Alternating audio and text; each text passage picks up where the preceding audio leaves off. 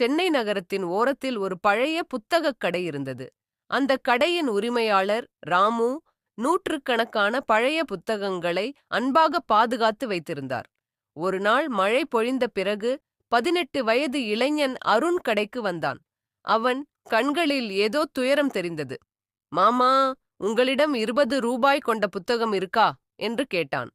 ராமு சிறிது சிரித்துக்கொண்டு ஒரு பழைய புத்தகத்தை எடுத்துக் கொடுத்தார். இது உன்னிடம் பேசும் என்றார். அருண் புத்தகத்தை வாங்கி வீட்டிற்குச் சென்றான்.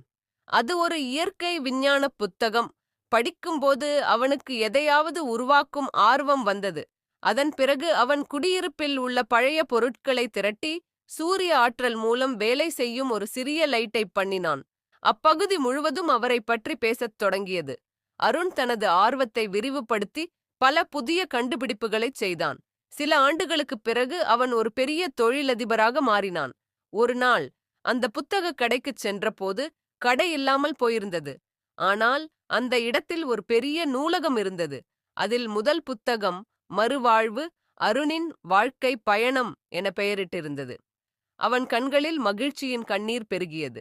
வாழ்க்கையில் ஒரு சிறிய மாற்றமே பெரிய வெற்றிக்கு தூண்டுகோல் என்பதை கண்டறிந்தான்.